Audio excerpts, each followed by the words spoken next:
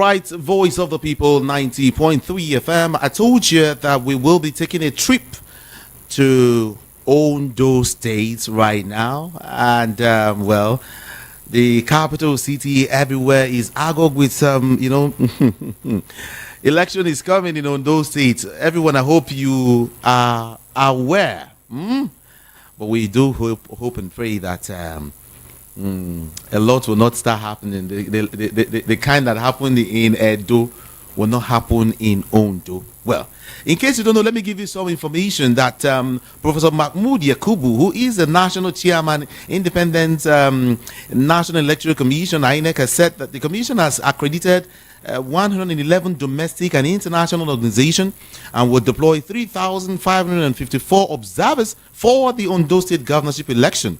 Yeah.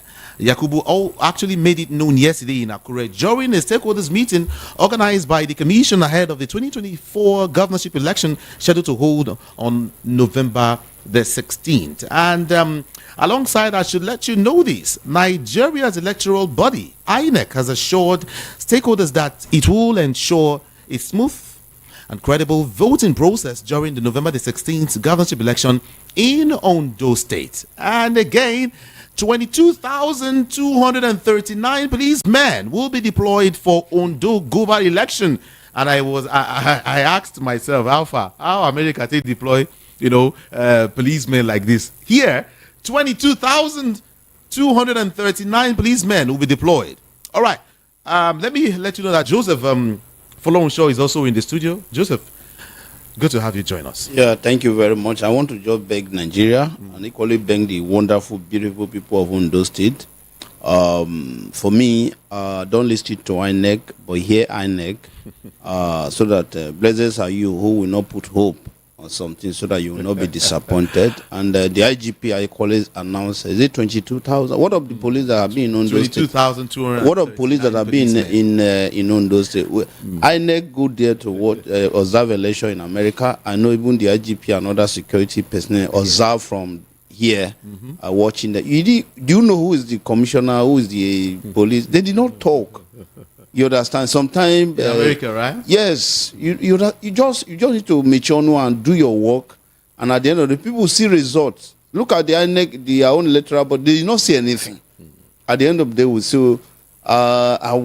In fact, for you to maintain your sanity in Nigeria, you don't need to listen to some, because they will give everybody hope, and at the end of the day, sometimes in the presence of security agencies, someone may carry ballot box.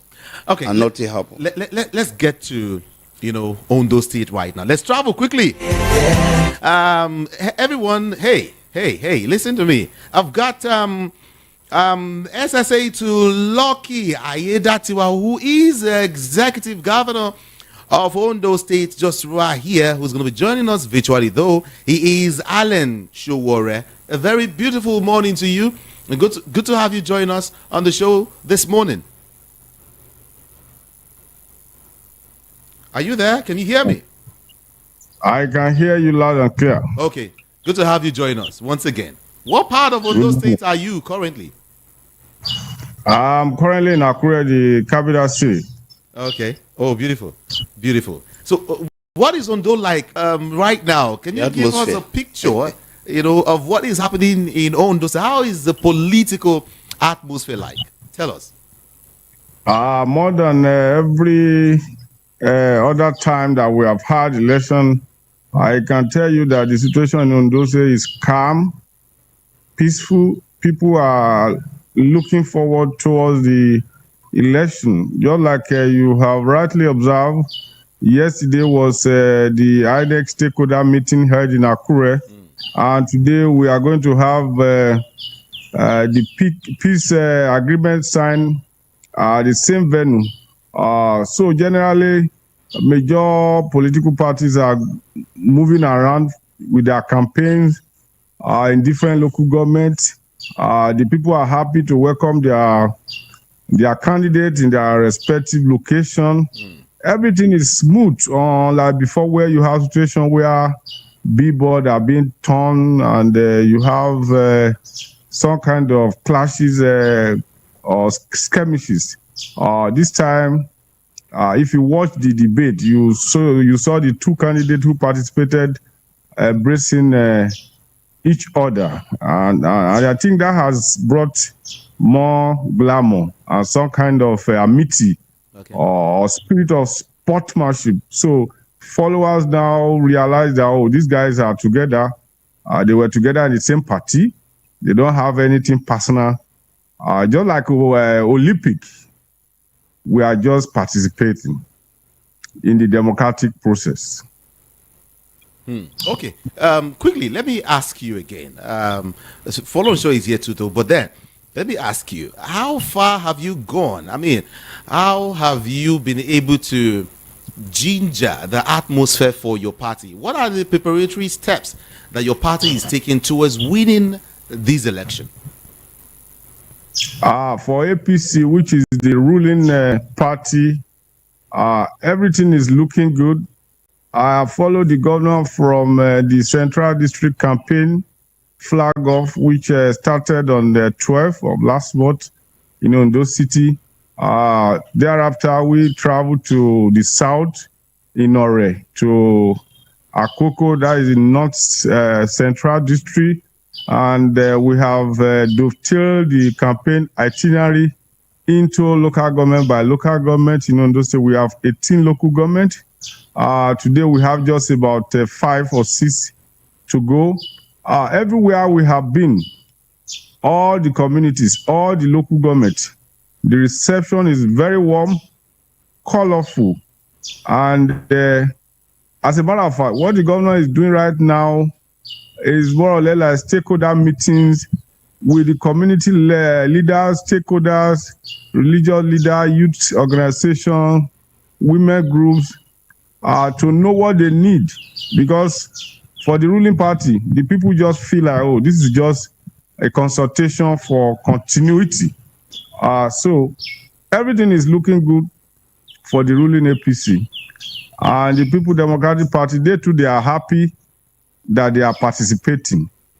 I don't think anybody is desperate among the opposition or even determined, so to say. They just want to be part of the process that will produce the re-election of Governor Lucky Aiyedatiwa.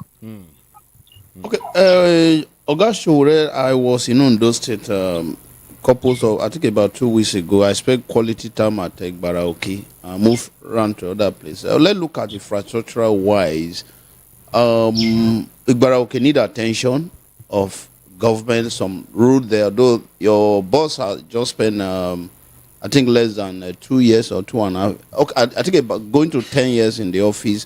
But the party, 10 months. Okay, but the party have been there for excess of good numbers of years. So, and where I stay, they use generator throughout in the night. They have to earn gen around 4 p.m. to 4 a.m. And the facility where I go there to, we equally tell them this is a federal government facility, but they are equally complaining issue of light too. So, and I know that issue of electricity have been removed from exclusive leave to concurrently, that the governors can decide to assist their state through energy-wise. What is the plan of APC in Ondo State? What is the plan of your principal to ensure that let's attract foreign investor, local investor by making energy available to everybody? Thank you very much. If you follow the development in Ondo State, you will want to agree with me that in the past 13 years, going to 14, there has not been electricity in Ondo South Central District. In other words, from Owo downward, there was disconnection of the people from Ondo South from the national grid.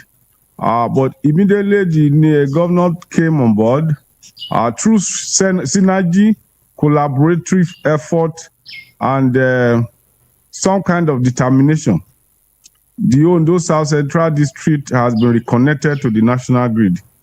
He did not stop there.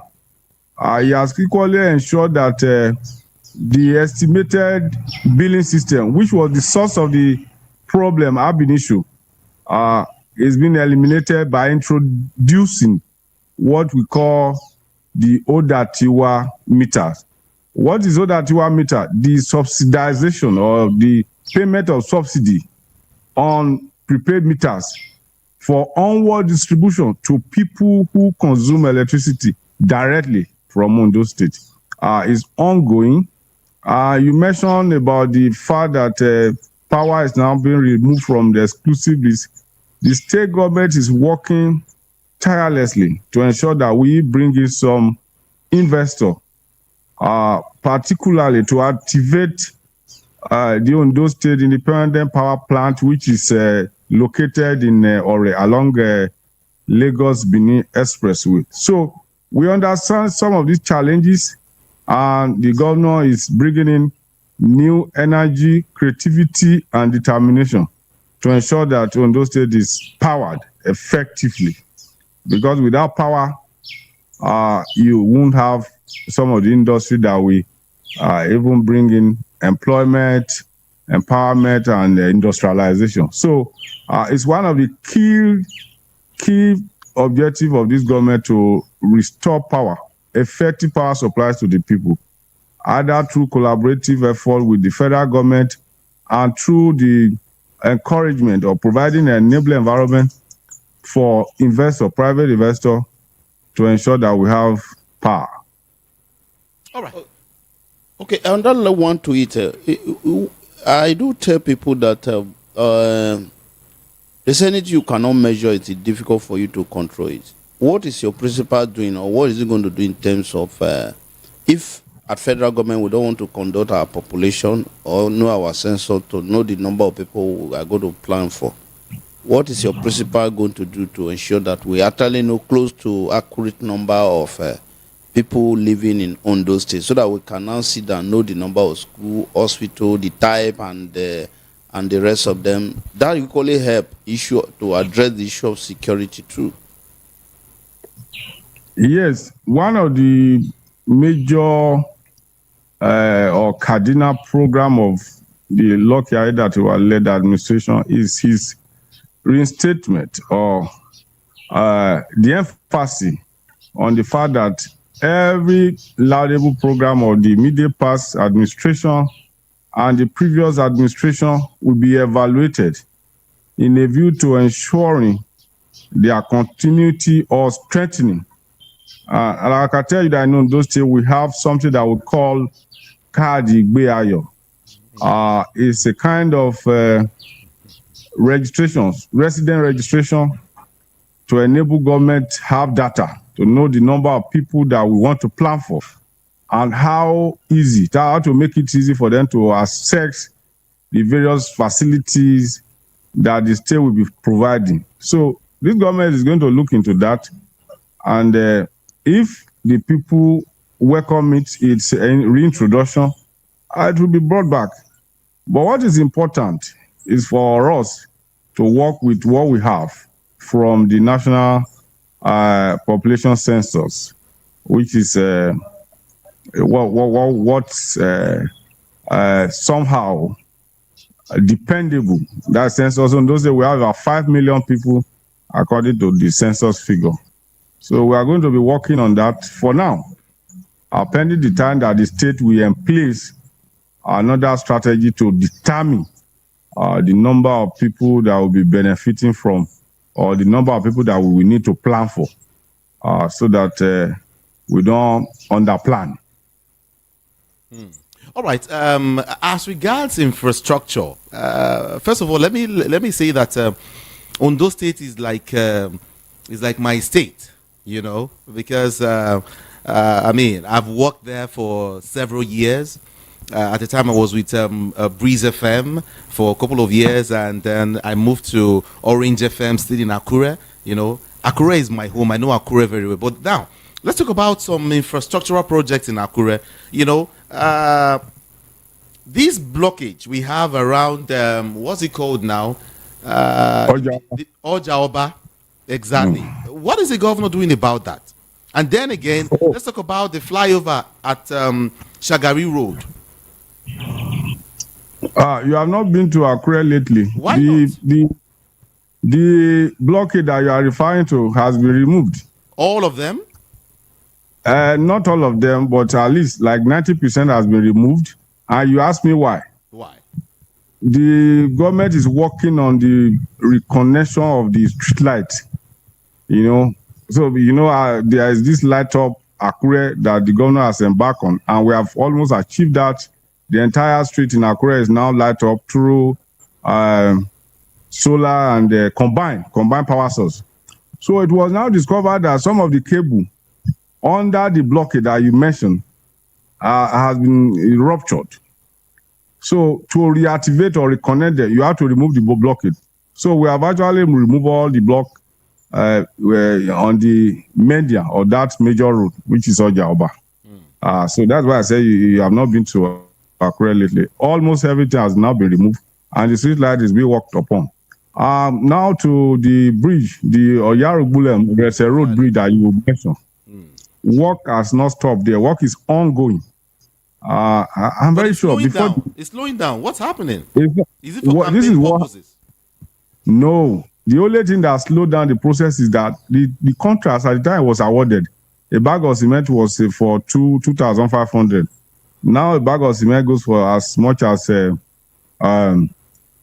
8,000, 7,000 or thereabout. So definitely the contractor may want to come up with some kind of review. So there was a committee put in place to ensure that the people are not shortchanged and the contractor is not put to debt and the state is progressive. So that was the only thing that slowed down the process just a little. But as we speak now, if you can have any reporter go there, there are workers on site. They are working massively there. Massive work is ongoing there. Before the year runs out, that bridge may likely be completed if all things being equal.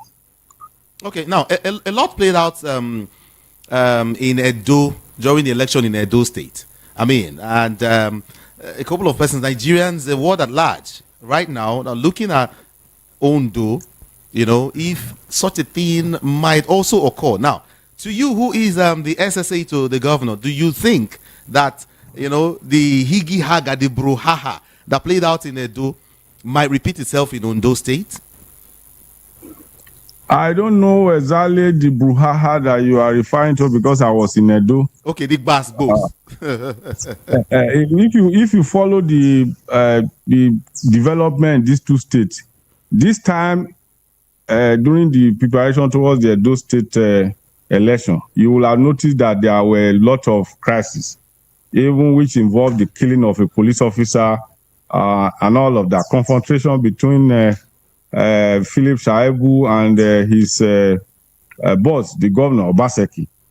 Those things are not, those indices, those factors are absent, absolutely absent in Ondo State. Here in Ondo State, we have an incumbent governor running to be re-elected. An incumbent governor that has 3 senators on his platform. 8 out of the 9 members of the House of Representatives, 23 out of the 26 members of the State House of Assembly, 18 local government chairmen, 31 chairmen of SCDA. Powerful structure. None of this structure has been taken away. So, just like I told you earlier, maybe you didn't get my narrative. The PDP is happy that they are even participating in this election. And I think they don't want too much. They are just happy that they are participating. How do you mean they are just happy that they are participating? It's somewhere. When you are participating, and just like, for instance, you have Super Eagles playing with Liverpool, they will be happy now, at least. So they are happy. They don't want too much. They know. Their follower all of their followers may not know, but they know that they are just participating. The election is a walkover. I can see you were trying to reduce the flying wings of the People's Democratic Party in that state. I have not. If you follow PDP closely lately, you will know that what they are doing is more or less business. It happened in Kogi State. Dino Milai, after the so much noise, he made so much noise, he got some money. The day after the election, he went to Dubai and bought new vehicles. He was happy. It happened in Ekiti. The former governor and the candidate, they used it to raise some money. On the day of election, they had crisis. This one said, bring the money that you made. The other one said, bring your own first. Before you know it, they parted. And they walk away, they say, both of them, they are happy with the election. They are getting what they wanted. So it's not going to be different in Ondo State. Okay. The PDP is not, as presently constituted, cannot win any election in Ondo State. I can assure you, go and write it somewhere. Okay, Ogasho, let's look at, let me take to Edo State. Edo State, the incumbent, though not on the ballot, but the party lost to your party. And before now, they were thinking that everything is going to be well. PDP were saying that, oh, it's just the election is a walkover for them. The result become a different thing entirely. So your party, which was opposition before, take over the seat there. If you go to the just concluded day before yesterday in America, the election in America, Joe Biden / the Vice President Kamala Harris were thinking that everything is in their favor. And at the end of the day, the Trump, who Trump very well, was able to have it. Now, you know that Ajayi is a very strong politician. You work with both sides. He's a strong politician in Ondo State, not talk of the party now. If at the end of the day, people of Ondo State decide that, not because of PDP, but because of Agbola Ajayi, they decide that they want to cast their vote for him, will your principal congratulate him? Thank you very much. Let me start from the fact that you cannot compare what happened in U.S. to whatever happens in Nigeria. U.S. is a different and completely unique electoral process. Because it's not INEC. But for Edo, let's come to Nigeria. Everybody who is a political analyst knew that Obaseki will have problem. This is a man who fought with all the members of the State House of Assembly before the election. He fought with his deputy, his immediate, as in his current deputy, before the election. All the political gladiators, including Adam Soshomale, who assisted him in getting to power. The Benendo, I school in Edo State. Majority of the politicians in Edo State have left Obaseki before the election. So for me, I knew there was going to be a problem. It was democracy is about people. Election is about people. When you have this person is leaving your party, you say no problem. This one is fighting, you say no wahala. At the end of time, where are you going to see the people that will stand by you? So Obaseki was already naked before that election in terms of people.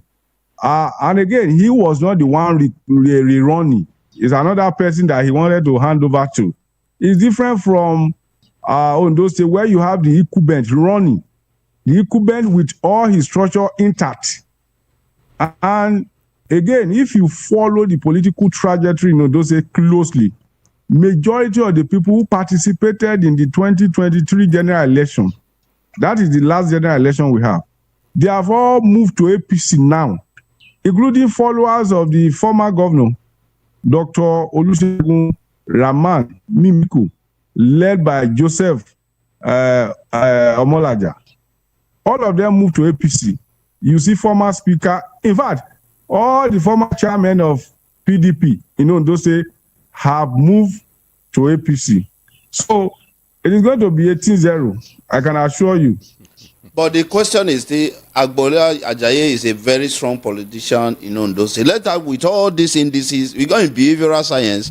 You may not know what's in some people's mind, the voters. If they decide, let's say they just decide, say, okay, because of Ajayi is on the ballot, we decide to cast our vote, let's elect him. Will your principal congratulate him? Let me now analyze the person that you are talking about, the two personality. There is this erroneous analysis that the battle is between two deputy governors. No, the battle is between a sitting governor and a former deputy governor. Agbola Ajayi is from the same central district with the governor. But the challenge he has, or that we have in Nigeria, is that politics or elections are party-based. There is no independent candidature. Lucky that he has this personality, that he came with this political goodwill, calm, cool, and collected. You barely can resist his person. He has integrity. He has character. He has humility. He's clear-headed with whatever he believes in. So I don't really want to compare the personality, because they are not. They are two different individuals. But the structure, the platform is what matters. Because if you want to compare the personality too, they are far apart. And unfortunately, the PDP candidate comes from a local government that we will count as not too big local government. He picked his running mate from another local government that is not too big local government, Ondo and Idonri. The candidate of the APC, which is the Ikuben, comes from a big local government, Ilaje, local government that one of the local government that produces oil, those states. His deputy, Adelami Olaide, comes from Owo, or was one of the largest local government. So these are the indices. I used to say it will be easier for the camel to pass through the eyes of the needle than for the PDP to win this election in Ondo State. But let's assume people decide because Look, that is a gentleman. You have seen that on the day that they debated. Okay. The two of them embrace each other. So that is how the outcome will be. I'm very sure the candidate will embrace each other, whichever the results. Okay, with what you can see right now, with what is obtainable right now in Ondo State, you think INEC is ready? INEC says it's ready. In fact, they have declared readiness to conduct a free, fair, and credible election, in the next Saturday's Ondo State governorship election. But then, they are also assuring stakeholders that there is no cause for alarm, and that they will deploy the BVAS machines for voter accreditation at polling units and for uploading results to the INEC result viewing, that is the IRF portal. Now, the way you see things, do you think INEC is ready in case anything now happen? You now say, oh, it was INEC. Do you think INEC is really ready for this election? I will never ever fall into that bubble trap of speaking for INEC. I'm a member of political party. What we should do as a Nigerian is to put INEC on their toes, to assist them where they are, and to continue to put our confidence in INEC to deliver. But to speak for INEC, I won't fall in that trap. We must all, as stakeholders, both INEC, as security agency, let us put them on their toe and expect the best from them. So, but we should not speak for them. We should not defend them, even in advance. I don't work with INEC. How will I know if they are prepared? It's what they say that we hear. But we must continue to ensure that. But the relationship or the way you interact with Ondo people is the people of Ondo ready to come out and cast their vote that day? After tomorrow, the upper Saturday. You know why the people will come out, Emmas? This is an off-cycle election that is producing somebody from the oil-rich region where people have so much expected that it will develop that somehow, ironically, has not developed. The Ilaje are the people from Ondo South. So now, by divine arrangement, power has gone back to Ilaje, where the people have hoped for so long a time. So I'm very sure they will turn up Emmas to support one of their own. So the people are ready. We have moved around. Yesterday we were in Oktibupa. I want to see the rally is like the grand finale. Even when it was for one local government, you see people so excited, shouting, and hailing the candidate. The same goes to other political parties that are participating. So when you put this together, we expect a massive turnout. I observe one thing with your principal, the Governor Loki. Not that I'm talking to you, I look at him to be a person that is very calm and strategic. The reason is during the trying period in Ondo State, where the governor, the former late and former governor, was the head challenge up and down, a lot of move to impeach him, a lot of dynamic work, but he was very, very calm and strategic too, and manage he was able to manage the troubled water. What do you think it informed that? Yeah, that's what I was trying to mention the other time. Is he's very strong. He's strong character. He's a speaker that says some are born great, some acquire greatness, and some have greatness imposed. But for Ayedatiwa, he's 3 in 1. He is born great, he acquire greatness, and he has greatness imposed on him. How do I mean? Somebody who just by divine arrangement was just called, and a swearing conducted on him, and he has been able to manage through. He has been able to bring everybody together, even those who contested against him. There have been this complete reconciliation within the party. About 10 days ago, the Lagos State Governor was here to preside over a stakeholder meeting where all the participants, 15 out of the 16 contestants, were in attendance. And all of them agree to work with Lucky Ayedatiwa.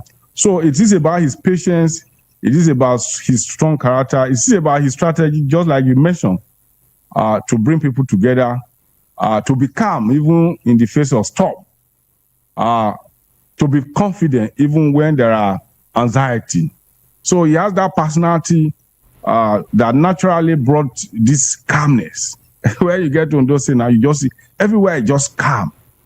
And it is about his quality, the way he leads with so much confidence, with so much strategy, with so much love. Okay. Now, I want you to be very candid with me, because when I get to Akure, in a short time, I am going to sit with you one-on-one, and I would ask you the same question again. Are you there? I'm there. The Nigerian police force is deploying 22,239 personnel. They say they would deploy. I prefer to use the language that they said. Have you said those boots, those 22? I don't know, but that's what they said. That's what the Inspector General of Police is saying. He said 22,239 personnel, will provide adequate security at the November 16th runoff season governorship election in Ondo State. Now, let me ask you, candidly speaking, in your own opinion, do you think we need all of these whole police security that during elections, in this country? Thank you very much for that beautiful question. When we're young, particularly when I passed secondary school, it was then that I discovered that if you want to join police, one of the requirements they ask from you if you pass psychology. So the Nigerian police, they are one of the major strategies they use is they want to affect your psychology, and it works somehow.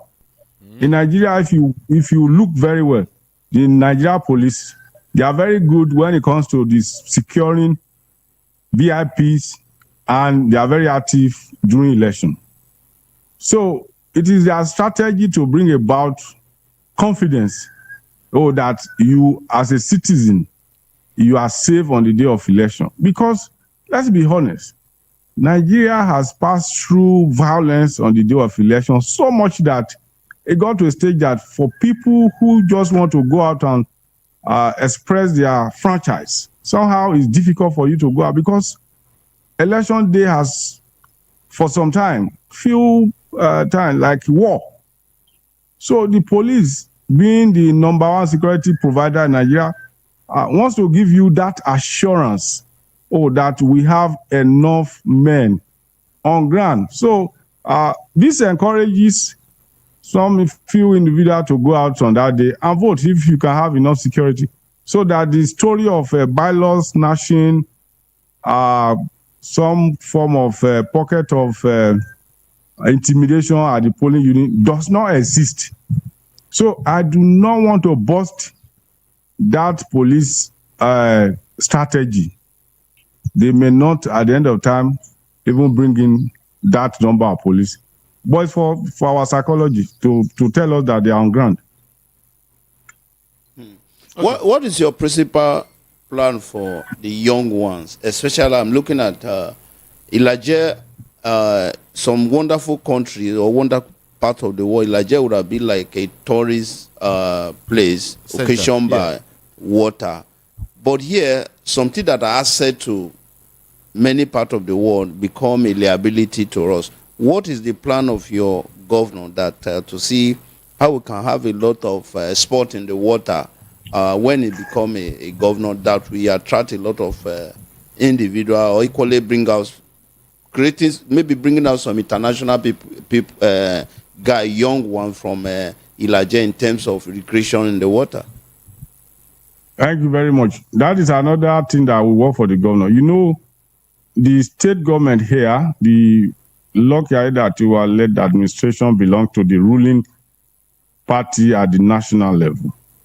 Just last week, the minister, Honorable Minister for Works, David Umahia, was in Ondo State to unveil the 63-kilometer alignment of the Lagos-Calabar highway. What is the governor going to do, or how do we benefit from this?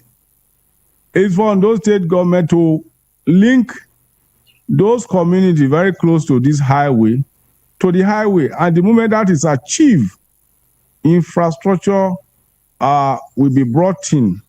But again, in that design, there is already provision for tourism because it's a coastal line. A good number of meters space is given between the coastline and the sea shore, which provides some kind of natural tourist center. So, and the governor is from this particular local government where you have this tourist site. So he understands the potential therein. So the governor is going to exploit this to its maximum possibility to ensure that there is an enabling environment, enabling infrastructure to bring in investor who will in turn turn this our naturally gifted tourist site, the business angle to it. So we are not oblivious of the fact that we have this natural endowment, and the governor will do everything possible to exploit it. No doubt, Ondo State is a very, very peaceful state. All right. And you also emphasized the unity between Agbola Ajayi and Lucky Ayedatiwa. All right. You emphasized that these guys are peaceful. They are friends. They had several handshakes and all of that. So do you think we still need a peace accord? Yes, it's part of what I just told you. In Nigeria, a lot of things are psychological. A lot of things are symbolic. Just as much as I do not believe in such arrangement, individually or personally, but you know that the failure of the candidate of PDP in Edo State to sign a peace accord was escalated. It was seen as a kind of rebellious move. So if you know that you are not going to perpetrate violence or involve in any kind of negative activity, what does it cost you to sign a peace agreement? It's symbolic. It will say, like, for instance, you see couple going to church to say, yes, I do. Is it not symbolic? What costs you to just take your wife and go home? But just you want to tell the whole world that, oh, you are taking this woman as my wife, and I'm doing this vow in the public that I'm going to love her and all of that. It's symbol, it's just that symbol. So for me, it is acceptable for us to tell the whole world that as the election approaches, we are going to be peaceful. We are not going to involve in any kind of violence. We are not. So even the symbolism of it is enough to bring peace. So I endorsed it. All right. Thank you. Yeah, Shura, I want to ask you one thing. I don't know. We want to see the possibility. Your election is after this Saturday, the next Saturday. What is the possibility of even having maybe a 30-minute with His Excellency, maybe like next week? Is it yes or yes? Yes.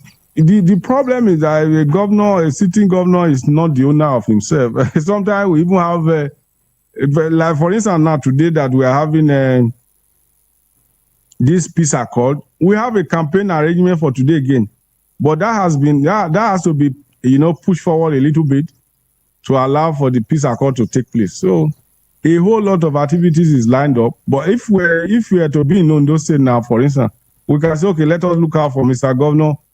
We can just even like they are going to have a peace accord now. You can just go there and lay some kind of ambush at the entrance of the DCI. We say, Mr. Governor, can we have it with you? If it's not too busy, we grant you. It's available, it's accessible. But it's the time and the arrangement of the itinerary that sometimes that you are not sure. No, we're talking about when he's seated already. All right. If by the grace of God he wins the election and he's seated, we could have a chit chat with him. Of course. Well, yes, we'll program you for that. It's all right.